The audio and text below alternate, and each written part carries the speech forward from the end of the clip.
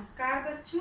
आज हम कक्षा 12 के इतिहास विषय के प्रथम अध्याय ईंट, मनके और अस्थियां हड़प्पा सभ्यता का अध्ययन करेंगे। बच्चों, इस अध्याय के शीर्षक को ध्यान से देखिए। इस अध्याय का शीर्षक ईंट, मनके तथा अस्थियां है। बच्चों, जैसा कि हम सभी जानते हैं कि हड़प्पा सभ्यता से प्राप्त लिपि को अभी तक पढ़ा नहीं जा सका है। अतः इतिहासकार हड़प्पा सभ्यता का अध्ययन उत्खनन में प्राप्त ईंट, मनके, अस्थियां, औजार, मृदभांड, मोहरें आदि के आधार पर करते हैं। इन्हीं पुरातात्विक साक्ष्यों के आधार पर ही इतिहासकार हड़प्पा सभ्यता की विशेषताओं, वहाँ के लोगों का जीवन कैसा था, वो किस तरह से अपने जीवन यापन करते थे, कृषि करते थे कि नहीं करते थे, वहाँ का गृह स्थापत्य कैसा था, इस तरह की चीज़ों को रेखांकित करने का प्रयास किया है। बच्चों, इतिहासकारों ने इस सभ्यता का नामकरण हड़प्पा सभ्यता इसलिए किया क्योंकि इस सभ्यता का पहली बार पता हमें हड़प्पा नामक स्थान पर ही हुआ था। इतिहासकारों ने इस सभ्यता का काल निर्धारण 2600 ईसा पूर्व से 1900 ईसा पूर्व तक किया है।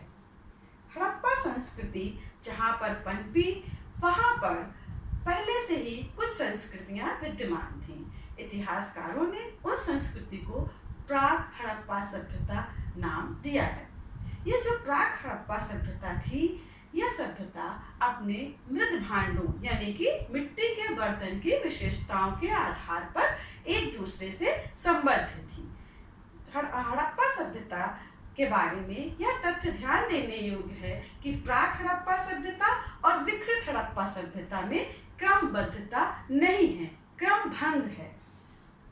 हड़प्पा सभ्यता के निवासियों का जीवन निर्वाह कैसा था, इसकी भी जानकारी हमें उत्खनन से प्राप्त जो हमको अनाज के दाने मिले हैं, गेहूं, बाजरा, जौ, तिल आदि चीजों से ये पता चलता है कि इस सभ्यता के निवासी कृषि करते रहे होंगे।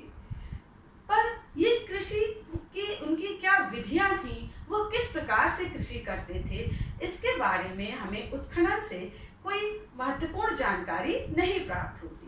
लेकिन फिर भी मोहरों पर प्राप्त वृषभ की मूर्ति यह संकेत देती है कि इस सभ्यता के निवासी खेतों के लिए, खेतों की जुताई के लिए बैलों का प्रयोग अवश्य करते रहे होंगे। परंतु खेतों की जुताई कैसे होती थी, क्योंकि कालीबंगन नामक स्थान पर, राजस्थान के कालीबंगन नामक स्थान पर जुते हुए खेतों के साक्ष्य मिलते हैं, परंतु हमें कहीं पर भी खुदाई में हल का साक्ष्य नहीं मिला है।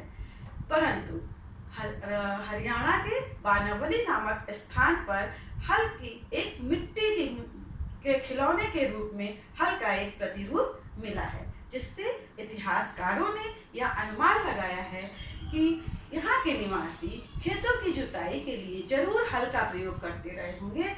परंतु इतना समय बीत जाने के बाद यह हल लकड़ी का रहा होगा, जो कि अब हमें खुदाई में नहीं मिला है।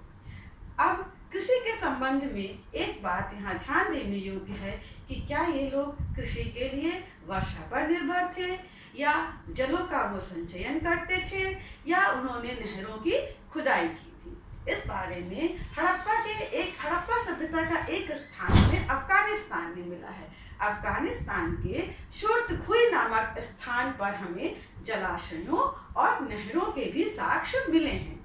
ये जो जलाशय और नहरें हैं, इसके जो साक्ष्य मिले हैं, यह सिद्ध करते हैं कि यहाँ के निवासी अपने खेतों की सिंचाई के लिए नहरों का भी उपयोग अवश्य ही करते रहे होंगे। यहाँ के निवासी पालतू जानवर और जंगली जानवर दोनों की ही हड्डियां मिली हैं इस सभ्यता में। इससे हम यह सिद्ध होता है कि यहाँ के लोग जरूर गाय, सुअर आदि को जरूर पालते रहे होंगे, तथा जंगली जानवरों में हिरण आदि की भी अस्थियां हमें मिली हैं। परंतु ये स्वयं आखेट करते थे कि नहीं करते थे, इसके कोई साक्ष्य हमें नहीं मिले हैं। बच्चों, अगले वीडियो में हम आपको इस सभ्यता के प्रमुख स्थल मोहनजोदड़ो के बारे में बताएंगे। वहाँ के स्नानागार कैसे थे, वहाँ का घर कैसा था, वहाँ की सड़कें कैसी थी, वहाँ के जल निकास की प्रणाली किस तरह से थी, इस बारे में आपको विस्तार से बताया जाएगा।